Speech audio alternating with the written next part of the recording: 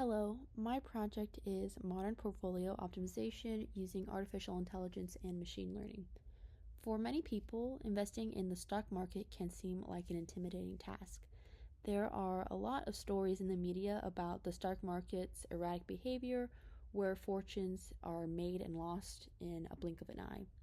These dramatic fluctuations can cause potential investors to hesitate or be unsure of how to navigate this level of uncertainty. So this is where we utilize portfolio optimization. Portfolio optimization is the process of allocating stock assets to either maximize returns for a given level of risk or minimize risk for a given level of return. Investors aim to make the best use of their capital while balancing the trade-offs between risk and return.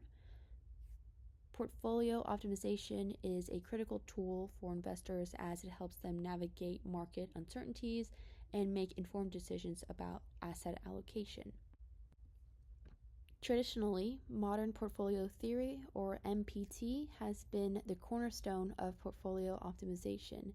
MPT relies on solving nonlinear or quadratic optimization problems, which aim to find the optimal allocation of assets that maximizes return while minimizing risk. This classical approach, based on the work of Harry Markowitz, which we will talk about later, has been widely used for decades, but it does have its limitations, especially when adapting to dynamic market conditions. So fast forward to today, where artificial intelligence and machine learning are reshaping industries across the board. These modern computational techniques offer a way to enhance portfolio optimization by identifying complex patterns in market data and adapting to evolving market dynamics. So AI or ML methods can go beyond the assumptions of traditional models, uncovering nonlinear relationships and improving the accuracy of risk forecasting and asset selection. So my project seeks to compare traditional portfolio optimization methods like MPT with advanced AI/ML approaches. Specifically, I'm looking to evaluate these techniques on two distinct stock groups, one being the Magnificent Seven stocks, or Mag 7, which includes high growth technology stocks like Tesla, Nvidia, Microsoft, Meta, Apple, Amazon, and Google.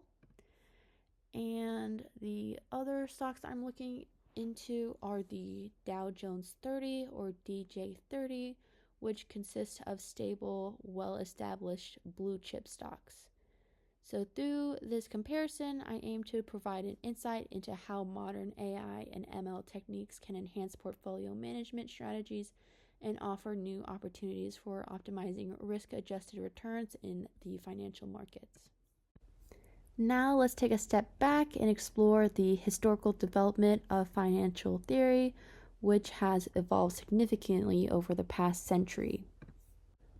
Starting with the pioneering work of Louis Bachelier, he has his dissertation on the theory of speculation, where he argued that it is impossible to predict future prices with certainty. While his ideas were largely ignored at the time, it laid the groundwork for the efficient market hypothesis, or EMH, which says that all available information is already reflected in stock prices. And this hypothesis challenges the notion that investors can consistently outperform the market. Later, in the 1930s and 40s, Alfred Cowles III conducted important research into the effectiveness of professional investors in selecting winning stocks. His studies found little evidence that professional investors could consistently outperform the broader market. Cowles' work reinforced the principles of EMH, which were stated previously, making it difficult for any investors to consistently achieve returns that exceed the market's average. And his findings support the growing case for passive investing, where investors track market indices instead of attempting to beat the market by actively selecting individual stocks. Around the same time, Benjamin Graham made significant contributions to investment strategies by emphasizing the identification of undervalued stocks. His approach laid the foundation for value investing, a strategy focused on purchasing stocks priced below their intrinsic value. Graham's techniques and investment philosophies have had a lasting impact, influencing many successful investors like Warren Buffett. His core principle is to buy low and sell high, which talks about finding securities that are undervalued by the market, and waiting for their prices to rise as the market recognizes their true worth. This strategy aims to minimize risk while maximizing potential for return over a long period of time. Then, in 1952, Harry Markowitz revolutionized the field of finance with his groundbreaking work, Portfolio Selection, which introduced modern portfolio theory, or MPT. This theory changed the way investors approach portfolio constructions by linking risk and return, showing that diversification is essential in managing risk. So, MPT demonstrates that investors could achieve the optimal balance of risk and return by diversifying their investments across a mix of assets. Building on this concept, he introduced mean variance optimization, or MVO, which is a mathematical approach to portfolio optimization. MVO involves solving a nonlinear quadratic optimization problem to determine the optimal portfolio that maximizes return for a given level of risk. So now let's dive deeper into the mathematics that Markowitz introduced. So we have, for a given portfolio, we define a weight vector W for the set of n assets. The portfolio return given by this first equation below here is simply the weighted sum of the individual asset return. So this first equation below here, we have capital R subscript I is the return of asset I. The second equation is the expected return of the portfolio, and it's given by the expectation of the portfolio return, and this equals mu times W, where mu is the vector of expected returns for each asset, and W is that weight vector we defined previously. Finally, we have our third equation at the bottom, which is the portfolio variance, and this measures the risk or volatility of the portfolio, and it's calculated in the last equation here, where sigma is the covariance matrix of asset returns and W is the weight vector. So this formula accounts for the covariance between the asset returns and how the assets interact with each other in terms of risk. Now, by combining these equations together, we can formulate Markowitz's mean variance optimization model, and it can be expressed as a linear optimization problem with a quadratic constraint. So here on this slide, we can see our optimization problem subject to the linear and positive constraints that the summation of the weights equal 1 and that the weights are positive for all assets. We've defined W, mu, and sigma in the previous slide, but now we have the term alpha, and this is a risk aversion parameter. Building upon Markowitz's work, William Sharpe introduced the Sharpe ratio in 1966, which is another crucial measure in portfolio optimization. The Sharpe ratio compares the portfolio's expected excess return to its volatility, and it's defined as this equation here. So we have capital S, the Sharpe ratio is equal to, in the numerator, we have mu T times W, and this represents the expected return of the portfolio subtracted by the risk-free rate, which I have not mentioned, but in my project I assume to be 0. And the denominator is the square root of the portfolio variance, so really the portfolio standard deviation. So the Sharpe ratio helps investors understand the return they are earning per unit of risk taken. A higher Sharpe ratio indicates that the portfolio is offering a better risk-adjusted return. The optimal portfolio maximizes the Sharpe ratio, effectively balancing risk and return and making it a cornerstone of portfolio optimization. Now moving on to the capital asset pricing model, or CAPM, still developed by William Sharpe. This model adds the concept of beta, which measures the sensitivity of an asset's return to market movements. So down here below, we have the CAPM equation, where the expected return of asset I is equal to the risk-free rate plus beta, again, that represents the asset's sensitivity to market fluctuations and is often referred to as its market risk. And that is then the beta is multiplied by the parentheses. Inside the parentheses, we have the market return subtracted by the risk-free rate. So CAPM posits that asset returns are driven entirely by market risk. It implies that the return on any asset is a function of the risk-free rate plus a premium for the asset's exposure to the overall market's risk as it's represented by beta. Later in 1993, Eugene Fama and Kenneth French expanded the CAPM model by introducing two additional factors, size and value. These factors enhance the model's explanatory power by accounting for characteristics beyond market risk alone.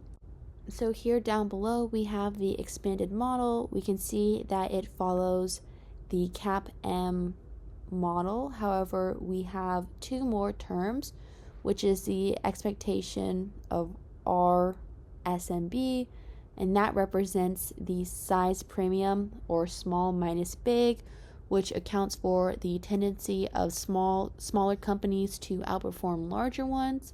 And we also have the term expectation of RHML, and this represents the value premium, or high minus low, which reflects the tendency for value stocks with high book to market ratios to outperform growth stocks with low book to market ratios. So this three-factor model offers a more sophisticated approach to risk management and portfolio diversification, allowing for better understanding of asset returns by incorporating factors related to company size and valuation in addition to market risk.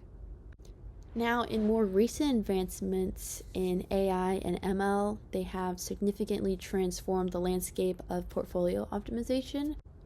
These technologies offer a more complex and adaptive approach to managing investment strategies compared to traditional methods that I mentioned previously. So some key contributions to AI and ML in portfolio optimization include risk prediction using regression analysis, ARIMA, and LSTMs. And these tools allow for more accurate forecasting of market behaviors and asset volatility, which will improve the risk management aspect of portfolio optimization. Also, enhancing asset selection with reinforcement learning and clustering algorithms. So RL models dynamically adjust portfolio weights by learning from past market data to maximize cumulative returns, and clustering algorithms help group assets with similar behavior, which assess in building a well-diversified portfolio with reduced risk. And finally, flexibility in navigating complex market conditions, which is just saying that AI-driven models are designed to be more adaptable and flexible to adjusting to market trends. The future of portfolio optimization is expected to further integrate AI-driven models, offering even more dynamic and adaptable portfolio strategies. And these models will likely provide investors with the ability to refine their asset allocations continuously, responding to market changes in real time. Like I've mentioned previously, the main objective of portfolio optimization is to allocate assets in a way that maximizes the expected return for a given level of risk, or alternatively, minimizes risk for a specific level of expected return. The challenge for investors is to effectively balance these elements since they are intrinsically linked, and finding that right balance is essential for making informed and profitable investment decisions. So, in this project, I will explore a range of portfolio optimization techniques, each offering a distinct approach to asset allocation, and I will evaluate both traditional and more advanced methods, examining their strengths and weaknesses in various market conditions. And by doing so, I aim to uncover how different strategies perform and how they can be applied to different risk return profiles. Starting with Monte Carlo simulations, I use those to visualize the portfolio feasibility and efficient frontier, and it'll help us understand the relationship between risk and return. We'll see that in the graphs later.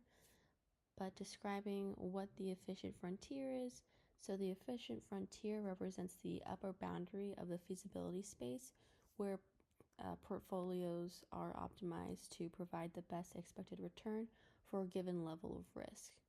And to create this graph, I randomly allocated different proportions of assets to create a large number of portfolio weight vectors. For each randomly generated portfolio, I calculated its expected return, volatility, and Sharpe ratio. Once I had the data for each portfolio, these were plotted on a graph, and we'll see later that I have two graphs, and one of them shows where the optimal benchmark portfolios are generated, as well as where are the Mag 7 stocks appear on the efficient frontier, but we'll see that later. And so I did this because these plots give us a clear view of how each portfolio performs in terms of expected return and associated risk, and it provides an opportunity to evaluate the trade-offs between risk and return and show where each optimization technique places its portfolio along the efficient frontier. Now moving on to the techniques for the benchmark portfolios, starting with the equally weighted or naive portfolio. This one is simple and it's often used as a benchmark strategy in portfolio optimization. As its name suggests, it assigns equal weights to each asset in the portfolio. So in this strategy, the weights here listed as W sub I of each asset I is calculated as its reciprocal of the number of assets in the portfolio. So we have 1 over n, where n is the number of assets in the portfolio. And so, like I was saying, this approach is commonly employed by many investors who do not have like a strong preference for any particular stock over others, and that makes it a neutral stance on the weights assigned for each asset. Although it is easy to implement, this method does not actively optimize for risk or return, and like I was stating previously, I am using this as a baseline for comparison with more complex optimization strategies. The next optimization technique I utilize to generate a portfolio is the maximum Sharpe ratio portfolio. So the maximum Sharpe ratio portfolio is designed to identify the portfolio that provides the highest risk-adjusted return. The maximum Sharpe ratio, like I've mentioned previously, is a key measure of how well the return of an asset compensates for the risk taken. So I've talked about the equation for the maximum Sharpe ratio, and the goal of this portfolio is just to maximize this ratio. So I've already talked about the elements of this equation, so we'll just move on from that. So maximizing this ratio helps find an optimal balance between risk and return as it seeks to deliver the best return for the least amount of risk. And this portfolio is useful for investors who are looking to achieve high returns while managing risk effectively. The next technique is the minimum volatility portfolio, and this portfolio focuses on minimizing risk by choosing the portfolio that has the least volatility or the smallest variance in returns. So the aim is to select the set of weights that minimize the portfolio's risk as measured by the asset's variance. So the optimization problem can be expressed as this equation below. So now we can see how this portfolio creates this minimization problem of the variance, and we have the linear constraint, which is that all the weights summed together must equal 1. So this strategy is ideal for risk-averse investors who prioritize stability and seek to minimize the portfolio's exposure to the market fluctuations.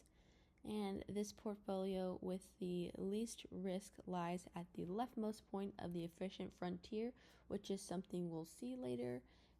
Now moving on to some other techniques and methods that I used. This next section, I'm going to be talking about multi-factor models, including the capital asset pricing model or CAPM model and the FAMA French 3-factor model. And I need to mention that both of these models, they're not typically used for portfolio optimization. Instead, they are employed for asset pricing and risk analysis. So starting with the CAPM model that I mentioned previously in the historical background section, the CAPM model predicts the expected return for an asset based on its correlation with the overall market, and it's represented as this linear equation below. It contains the expected return of asset I. Again, that's equal to the risk-free rate plus a beta coefficient that represents the asset's sensitivity to market fluctuations. And that beta coefficient is timed by the parentheses. Inside the parentheses, we have the expected market return subtracted by the risk-free rate. So the CAPM model helps investors evaluate the return on an asset in relation to its market exposure, but it does not provide a direct methodology for portfolio optimization. Instead, it informs decisions based on market risk factors and helps investors understand the relationship between risk and return for individual assets. So now moving on to the FAMA French 3-factor model. And like I mentioned again in the historical background section, this model extends the CAPM by adding 2 additional factors. We see in the equation below that it has a similar format to the CAPM model. However, towards the right-hand side or the end of the equation, we have the 2 additional factors. So one being SMB, and that is the size factor, which stands for small minus big market cap, and value, HML, which stands for high minus low book to market ratio. So again, the FAMA French model helps explain asset returns by considering factors beyond market risk, such as size and the value of stock. However, like CAPM, it is not directly used in portfolio optimization. Instead, it's useful for understanding and analyzing expected returns, accounting for factors beyond just market exposure. Now moving on to more advanced portfolio optimization techniques that I used, starting with principal component analysis, or PCA. So PCA is a widely used dimensionality reduction technique that transforms correlated assets into uncorrelated components. This technique simplifies the analysis and modeling of portfolios by identifying the most significant risk factors affecting asset returns within the portfolio. PCA's primary function is to reduce the complexity of the portfolio while retaining the most important empirical risk factors. It achieves this by finding the components that explain the largest variance in asset returns. By focusing on these principal components, PCA improves the efficiency of risk and return optimization in portfolio construction. The main goal of PCA in portfolio optimization is to determine the principal components that account for the most variance in asset returns, and by identifying these principal components, PCA helps investors understand the major risk factors influencing the portfolio while making the allocation process more efficient. So now moving on to some math behind PCA. First step in PCA portfolio optimization is to calculate the covariance matrix S of asset returns. This matrix captures the relationship between assets, showing how their returns co-vary over time. And we see that this covariance matrix is computed in this equation below.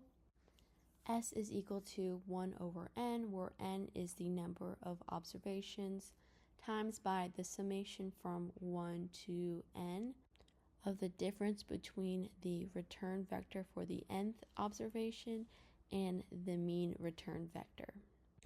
Looking at this equation, we can see that the covariance matrix is symmetric, reflecting the variance of each asset along the diagonal and covariances between pairs of assets off the diagonal. This matrix provides the necessary input for PCA to proceed with identifying the principal components. Next, the next step is to perform eigenvalue decomposition of the covariance matrix S. This process identifies the direction in which the data varies the most principal components and quantifies how much variance is explained by each direction or eigenvalues. And to do this, we solve the eigenvalue problem. S is the covariance matrix that we calculated in the previous step, times u of I, which is the ith eigenvector, and that equals lambda is the corresponding eigenvalue times u of I. The eigenvectors are orthogonal and represent the direction of maximum variance in the data. The eigenvalues represent how much variance is explained by each eigenvector. The next step is finding the portfolio weights. The portfolio weights for each asset are determined from the eigenvectors corresponding to the principal components. Specifically, the portfolio weights that I've labeled as W sub I for asset I is proportional to the ith component of the first eigenvector U1, which corresponds to the direction of maximum variance. So the weights are calculated in this equation below. So in the numerator, we have u with the subscript 1i, and this represents the ith component of the first eigenvector u sub 1. And in the denominator, we have the summation from I is equal to 1 to d, where d is the total number of assets of u subscript 1i. So this equation ensures that the total portfolio weights sum to 1, ensuring proper allocation across the assets. So now talking about portfolio construction with multiple principal components. In certain cases, the goal may be to project the data onto an m-dimensional subspace where m is less than d. D, remember from the previous slide, is the number of assets. In this case, the portfolio weights are constructed by selecting the eigenvectors corresponding to the largest m eigenvalues. So the steps for this process include computing the covariance matrix of the asset returns, then performing eigenvalue decomposition to obtain eigenvectors corresponding to the largest eigenvalues, and then finally construct the portfolio weights by normalizing the eigenvectors and combining them based on their respective eigenvalues. The weights are proportional to the eigenvalues, emphasizing the principal components with larger eigenvalues. This approach provides a portfolio that captures the most important risk factors influencing asset returns. Now moving on to another technique I used, which is hierarchical risk parity, or HRP.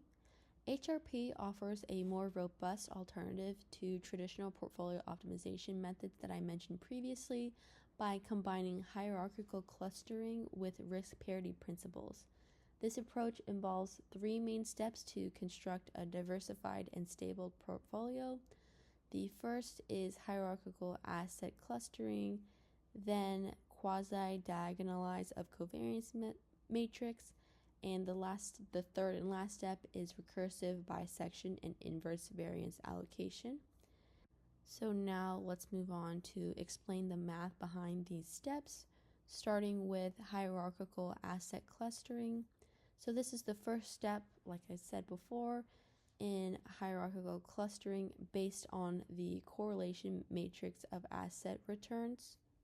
So in order to perform this, HRP defines a distance metric between each pair of assets I and J as this distance equation below.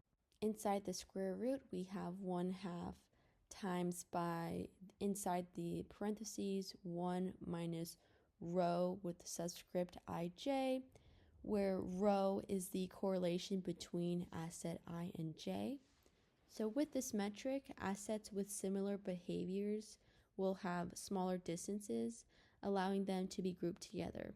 Using single linkage clustering, we can iteratively merge assets or clusters with the shortest distances, resulting in a hierarchical representation called a dendrogram. This dendrogram clearly graphs how assets relate to each other, helping us group assets with similar risk profiles and ultimately improving portfolio diversification. We'll see one of these dendrograms later. Now we move on to step 2, which is quasi-diagonalization of the covariance matrix. And in this step, we want to simplify the covariance matrix. Of course, this is done with quasi-diagonalization, which involves rearranging or reordering the covariance matrix so that the assets within the same cluster are positioned closer to the diagonal. Specifically, the quasi-diagonalized covariance matrix sigma QD is computed down below in this equation here, where P is a permutation matrix that rearranges the covariance matrix. So the objective of this reordering is to reduce off-diagonal covariance values between different clusters, simplifying the structure and enabling more efficient portfolio optimization. This improved representation reflects the actual relationship among assets more accurately, which enhances the risk management. And now we are moving on to the final phase of HRP, which is recursive bisection and inverse variance allocation. So here, HRP employs recursive bisection, dividing the portfolios repeatedly into smaller sub-portfolios. This process allocates risk inversely proportional to each asset's variance, ensuring that risk is evenly distributed within each cluster. So we consider splitting the portfolio into two sub-portfolios, P1 and P2, and the variances are calculated in these equations below, which these formulations are similar to the variance equation that we defined previously in the minimum volatility portfolio. So then each asset within these sub-portfolios is allocated a weight inversely proportional to its variance as given by this equation below, where we have W with the subscript I and the superscript J is the weight of asset I in the sub-portfolio J, and this is equal to the product of these two fractions. So the first fraction, we have 1 in the numerator, and in the denominator, we have the inverse of the diagonal matrix, where the diagonal matrix is the covariance matrix for the asset returns in portfolio J. And this inverse of the diagonal matrix represents the inverse of the individual asset variance. And this fraction is times by the fraction with, in the numerator, we have a 1 again, over the trace of the inverse of the diagonal matrix, and the trace represents the sum of the diagonal elements in the inverse diagonal matrix. And this corresponds to the sum of the inverse of the variance of individual assets. So through this recursive application, HRP continues splitting sub-portfolios into even smaller groups, thereby systematically reducing concentration risk and achieving optimal diversification across all levels. And using all these steps together, we can find the total weight calculation. So the total weight is assigned to each asset in the overall portfolio, and this is calculated by summing the weighted contributions across all recursive bisections. In the equation below, the total weight of asset I is equal to the summation from J is equal to 1 all the way to K, where K is the total number of sub-portfolios formed, of the weight of asset I in sub-portfolio J. Now moving on to the last portfolio optimization technique that I used, which is reinforcement learning, or RL. RL is a powerful AI technique that has shown promise in portfolio management due to its ability to adapt dynamically to changing market conditions.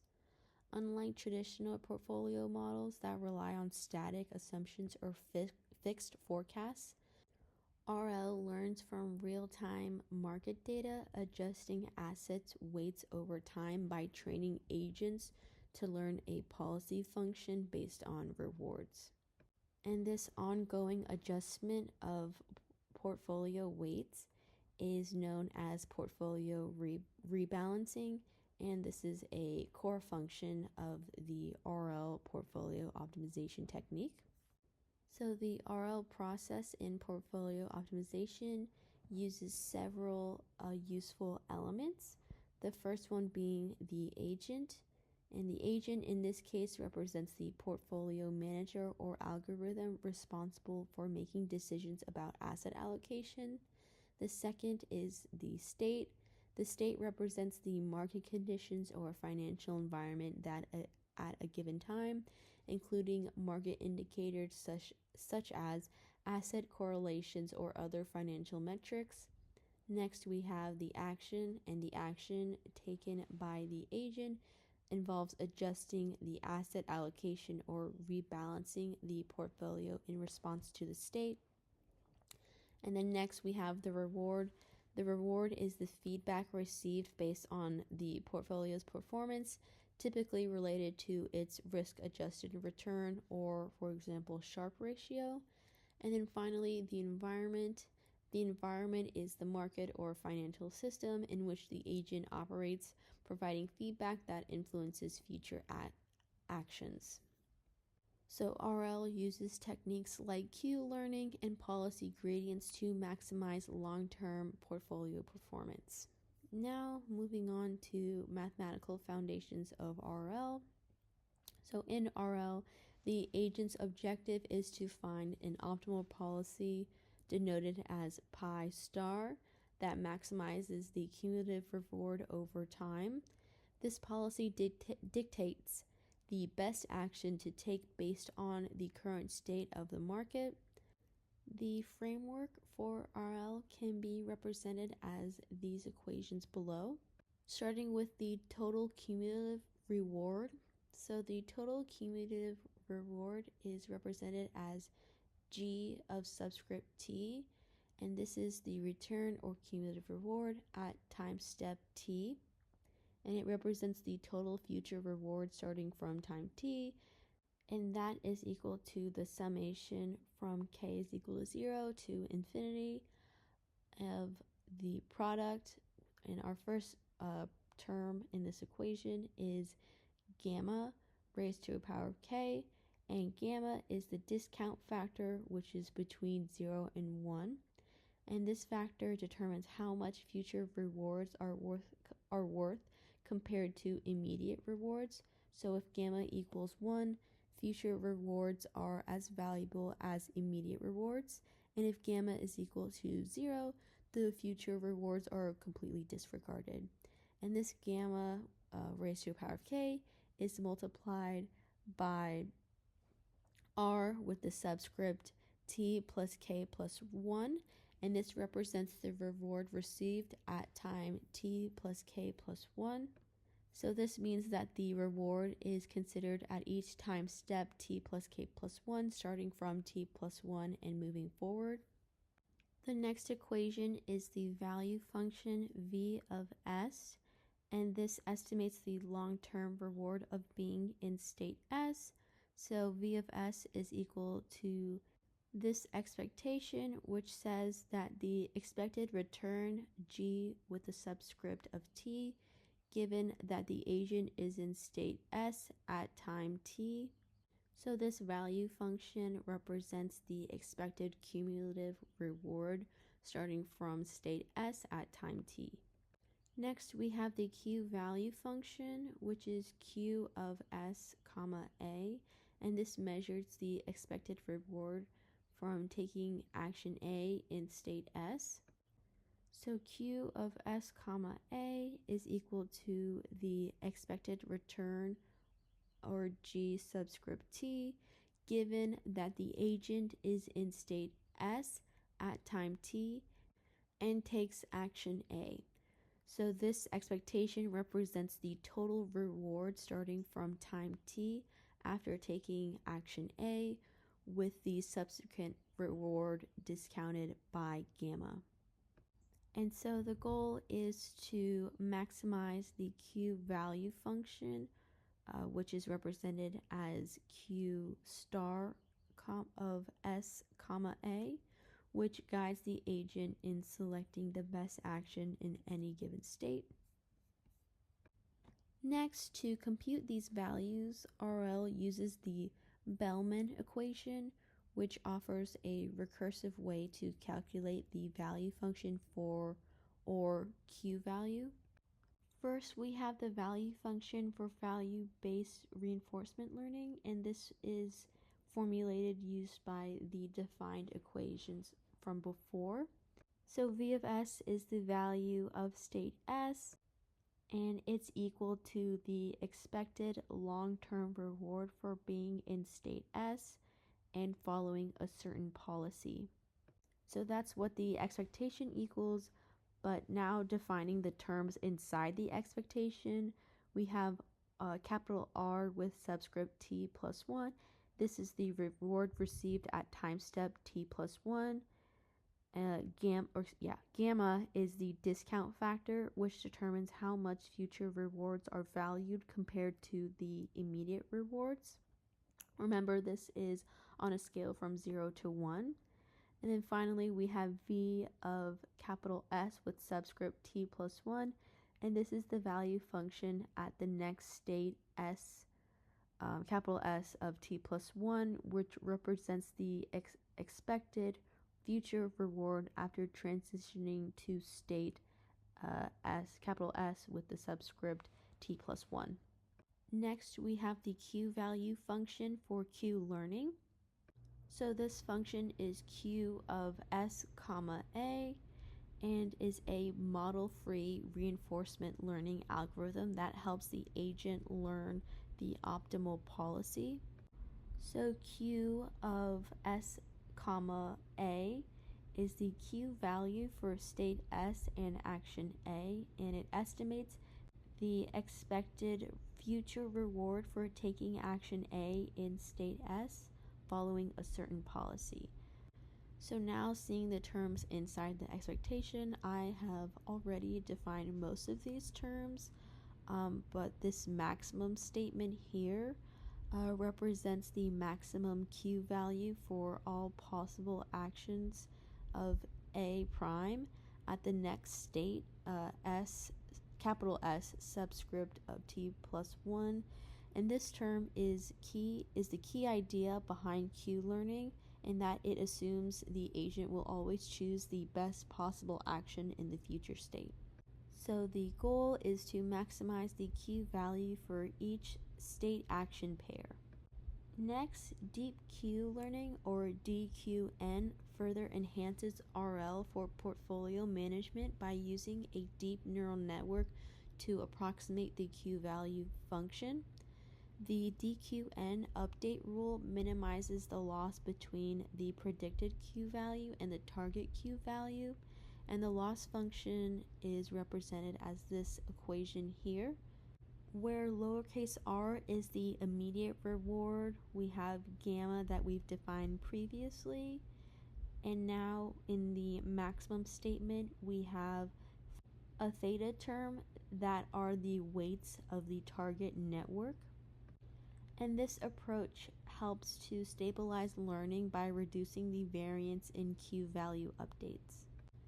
So in RL, the agent dynamically changes portfolio weights at each step based on market observation. The action selection process employs an epsilon greedy strategy, where epsilon decays over time, transitioning from exploration to exploitation. And the portfolio rebalancing aspect involves using Q values to adjust asset allocations at each time step as market conditions evolve, aiming to maximize cumulative returns while managing risk. The agent's ability to interact with the market, learn from past actions, and optimize asset allocations dynamically is key to leveraging RL in portfolio optimization. Now moving on to the results section of my analysis, first with calculating the benchmark portfolios.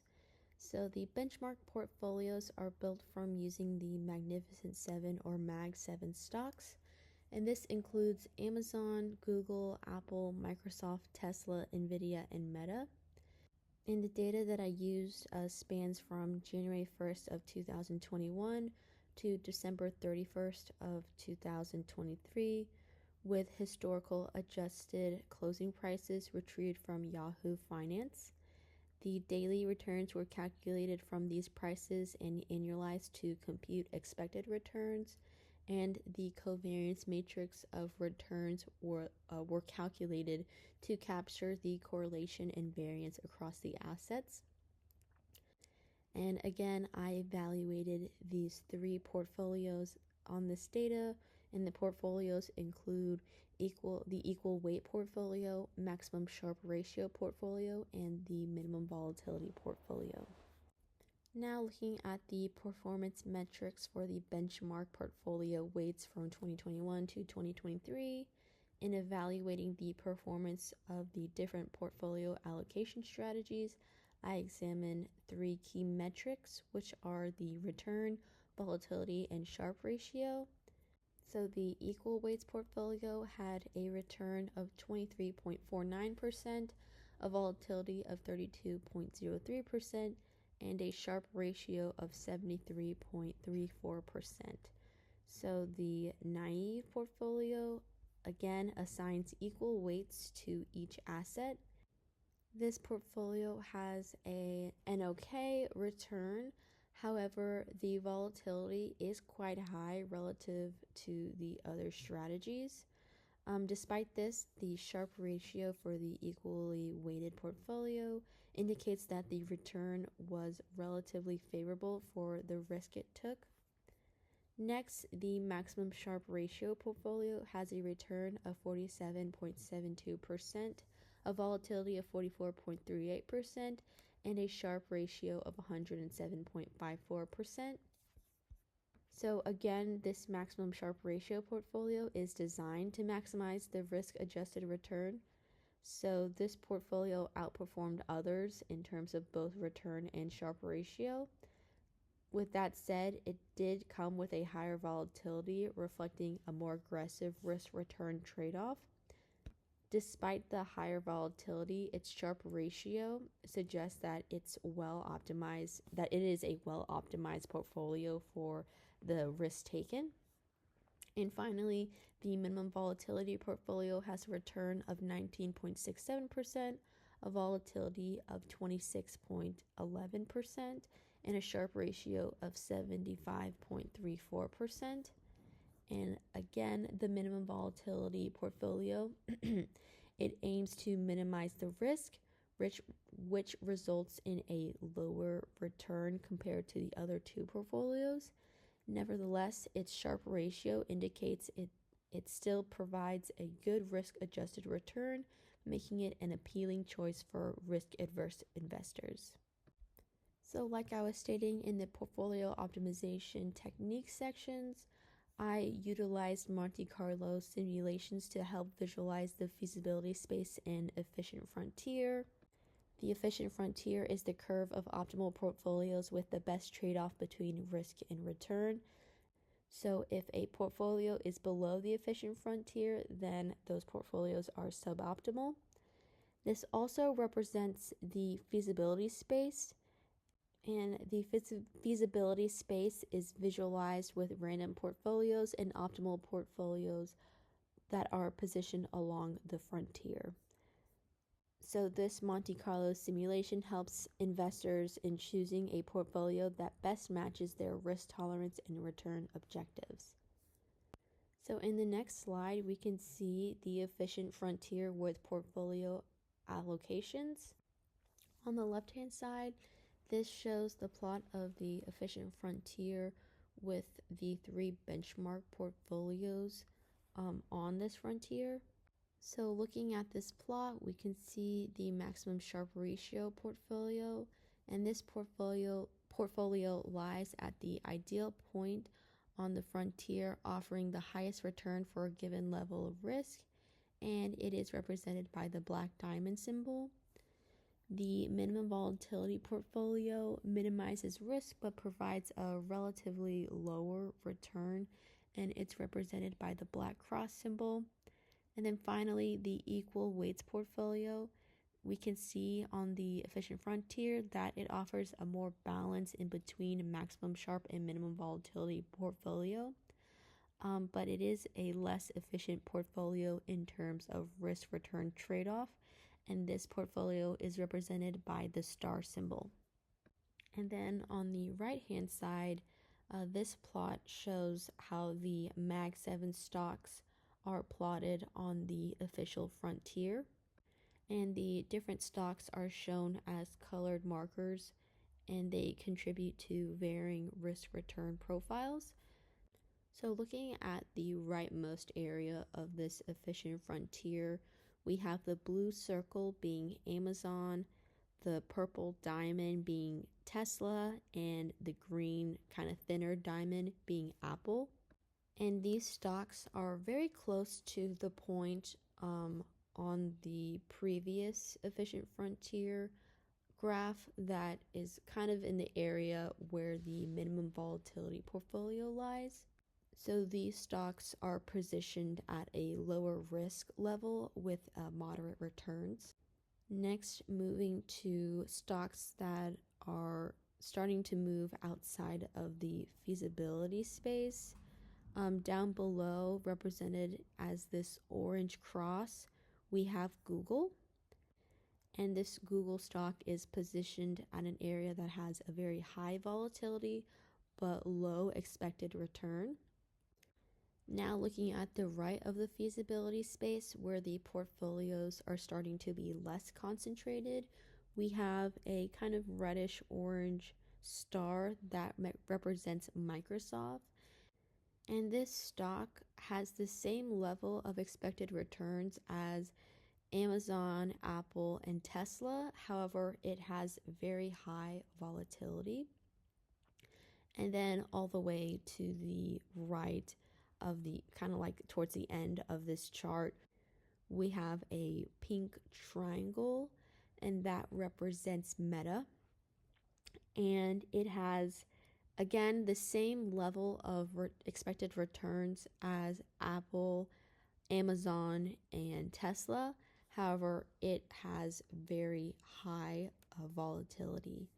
So I would consider these three stocks that aren't necessarily in the feasibility space to be suboptimal.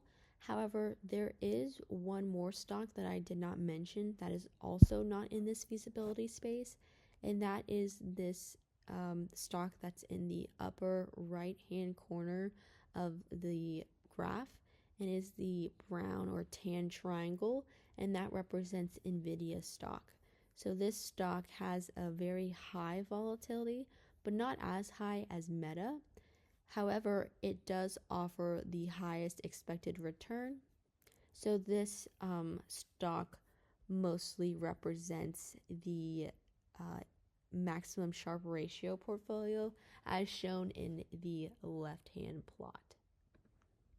So now moving on to the results for the equally weighted portfolio. Like I mentioned previously, this assigns an equal share of capital to each of the 7 assets in the portfolio.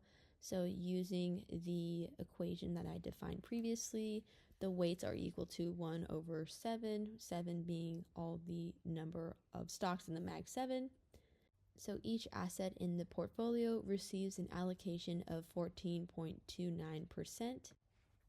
So again, this is a simple strategy to implement as it does not require any complex optimization techniques, and it makes it accessible for investors seeking simplicity. It does provide a balanced and diversified approach to the 7 different assets. However, there is no account for individual returns or risk, which could potentially make it less efficient from a risk-adjusted return perspective. Also, given the lack of optimization, this equally weighted approach may not achieve the best risk-adjusted performance compared to portfolios optimized for risk and return, like the later portfolios that we will see. Moving on to the weights for the maximum Sharpe ratio portfolio. So the maximum Sharpe ratio portfolio, again, aims to maximize the risk-adjusted return by allocating weights to assets based on their risk-return profiles. So this portfolio is constructed by optimizing the Sharpe ratio, which considers the return of the assets relative to their volatility.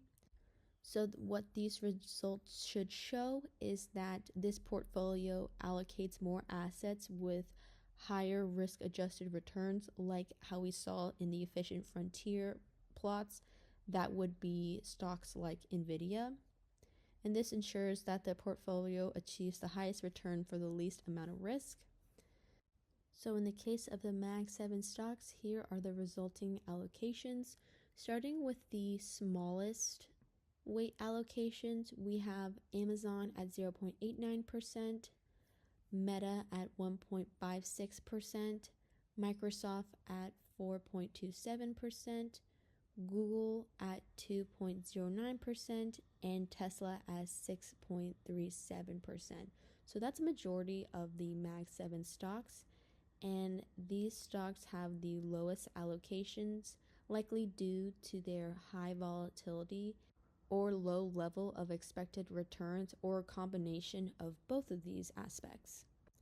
Next, we have Apple having an allocation of 12.77%, and this is a moderate allocation, and it reflects a balance between a strong return and a moderate volatility. And the portfolio has allocated a reasonable proportion to Apple for its stable returns and lower risk compared to higher volatility assets like Tesla. And then finally, the stock with the most allocation is NVIDIA with allocation of 72.04%. So again, NVIDIA receives the largest allocation by far, and this is because NVIDIA had demonstrated a strong historical performance and offers high expected returns, like we had seen in the efficient frontier plot, as it was located in the far right corner at the top. So despite its risk, NVIDIA's significant contribution to the overall return of the portfolio makes it a dominant asset. So the portfolio's goal of maximizing return while managing risk is best achieved by placing a substantial amount of weight on the NVIDIA stock. Next, moving on to the minimum volatility portfolio. Again, its strategy focuses on reducing risk or volatility by investing in assets that have the least price fluctuations. Again, this is the minimization linear optimization problem that we are solving. So this portfolio sacrifices some potential returns to minimize overall risk, making it particularly suitable for conservative investors who are more risk averse. So going back to the plot of the efficient frontier, the stocks that are located more on the left lower side of the efficient frontier, those stocks are going to have the highest allocations in the minimum volatility portfolio. Again, the core idea behind this portfolio is to create a balance between risk and return with an emphasis on stability rather than maximizing growth. So this strategy is especially helpful in providing consistent lower risk growth over time. Now, looking at the portfolio weights for the minimum volatility strategy, starting with the lowest percent of allocation. So in the last portfolio, NVIDIA had the highest amount of percent allocation for the maximum Sharpe ratio portfolio. Now it has the lowest percent allocation for the minimum volatility portfolio at 0.53%, and that is of course because it has a very high volatility. After that, we have Meta with a percent allocation of 0.58%, and in the efficient frontier plot, that was the point that was very high on the volatility, however very low for expected returns. So it was on the right side towards the bottom right corner. Again, of course, has a very high volatility, so there's very low percent allocations to Meta. The next stocks, we have Microsoft with a percent allocation of 3.04%, and then Google with a percent allocation of 5.45%. These are still very small weight allocations, and this also reflects having a moderate volatility.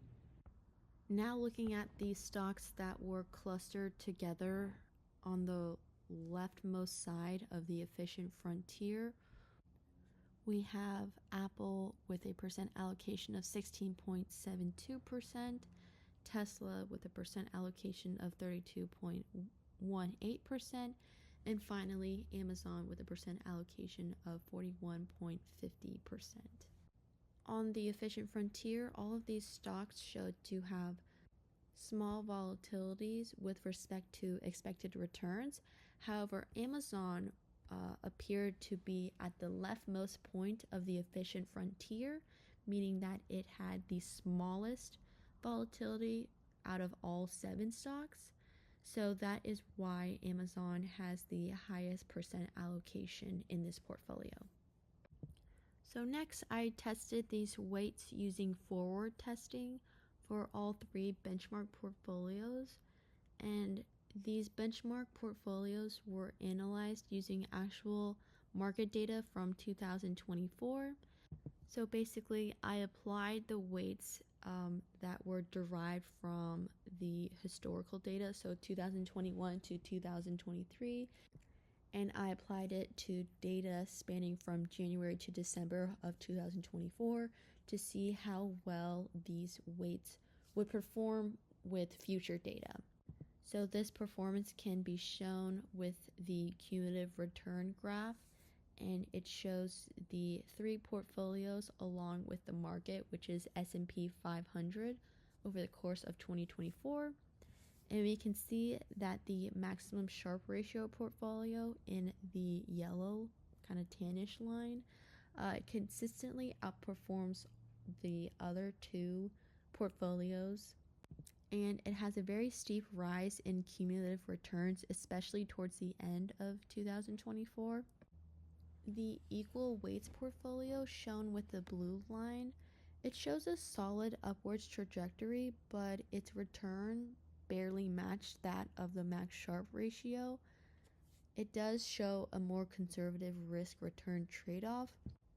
And then finally, the minimum volatility portfolio, shown in the green line, it does still generate a return. However, in the beginnings of 2024, it does perform worse than the market, but about halfway through the year, it starts to outperform the market just by a little bit, and then towards the last month of 2024, it significantly outperforms the market and has a similar return to the equal weights portfolio. So then I found what the portfolio value would be at the end of 2024 if you invested $10,000 into each portfolio. So we can see that the maximum Sharpe ratio portfolio not only achieved the highest return, but it also maximized the risk-adjusted return, making it the most efficient portfolio for this period. And it had a final portfolio value of a little over $24,000. The equal weights and minimum volatility portfolios both had lower returns and very similar returns. The minimum volatility portfolio being over $13,000 and the equal weights portfolio being over $16,000. So even though these portfolios had lower returns, they still demonstrated a positive growth, and it highlights their stability compared to more volatile strategies. Then I performed a discrete allocation simulation, which showed real-world asset purchases and how much of each stock for 2024 based on the portfolio I should purchase, and also based on the stock's price. So the naive or equally weighted portfolio equally split the allocations for each stock. The maximum Sharpe ratio allocation had minimal allocations towards Amazon, Google, Apple, Microsoft, and Tesla. However, it showed 52 allocations for NVIDIA. And then finally, the minimum volatility portfolio showed small allocations to NVIDIA and Google, and then more moderate allocations to Apple and Tesla, and finally having Amazon with the most amount of allocations, with the amount being 17 shares. Now moving on to the next section, where we're going to focus on the multi-factor models, which aim to explain variation in asset returns using more than just market risk. Something that I mentioned previously and is important to note is that these multi-factor models are not portfolio optimization techniques. Instead, they are used for performance analysis, helping us understand which factors explain the returns we see in a portfolio after it has been constructed. So we are going to be looking at the CAPM, which relies solely on market risk, while the Fama-French three-factor model expands on the CAPM by including size and value factors. And in this next part, we're going to be examining how these models apply to the three portfolio strategies that we had found previously. So let's start with the CAPM regression results. This model allows us to see how much each portfolio's returns are driven by market risk. So looking at the beta coefficients for all three portfolios, we can see that these are values greater than 1. So this suggests that all three of these portfolios are aggressive and volatile, and that they react strongly to market fluctuations. However, the maximum Sharpe ratio portfolio is the highest, has the highest beta coefficient in comparison to the rest. So what that tells us is that the maximum Sharpe ratio portfolio is not as stable as the rest of the portfolios. The maximum Sharpe portfolio also has the lowest R squared value, which tells us that 39.1% of variation is explained by the model. The equally weighted portfolio, however, has the highest R squared value, which tells us that 61.4% of variation is explained by the CAPM model.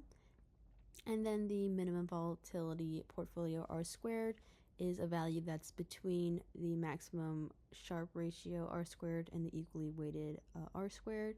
The minimum volatility R squared says that 48.2% of variation can be explained by the model.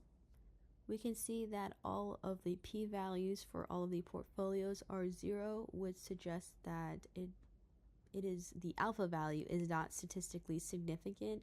So for all portfolios, there's no evidence of abnormal returns. Overall, the CAPM results show that market risk is a main driver for all three portfolios, and none of the portfolios produced a significant alpha.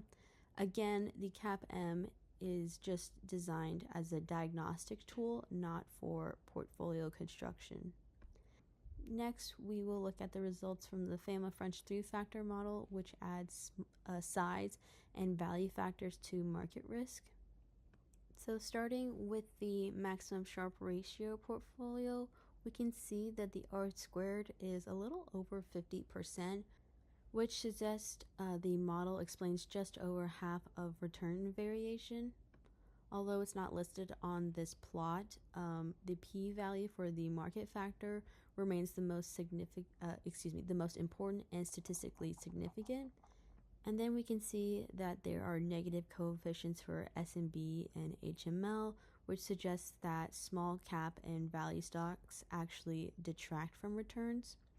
Now looking at the minimum volatility portfolio, starting with the R squared value, so we can see that the model explains about 74.1% of return variation. Again, the market exposure is key, and both S&B and HML are negative, meaning small and value stocks hurt performance even more here. And then finally, the equally weighted portfolio has the highest explanatory power, with 82% of return variation is explained by the model. It's driven by market returns, and like the other two portfolios, small and value stocks negatively impact returns. So the addition of size and value factors gives us a more complete picture. To summarize both the CAPM and FAMA French 3-factor model, they show that market movements are the dominant force behind portfolio returns. None of the portfolios generated a significant alpha, so their returns are largely explained by the factors considered. The maximum Sharpe ratio portfolio is the most volatile and heavily influenced by the market. The minimum volatility and equally weighted portfolios also track the market, but with varying levels of sensitivity. The negative impact from the small and value stocks in this period highlights that not all factors add value in every market environment. So what we can suggest from these findings is that while market risk explains most of the story, incorporating additional factors or more advanced strategies may be necessary for investors seeking to outperform the market in the future.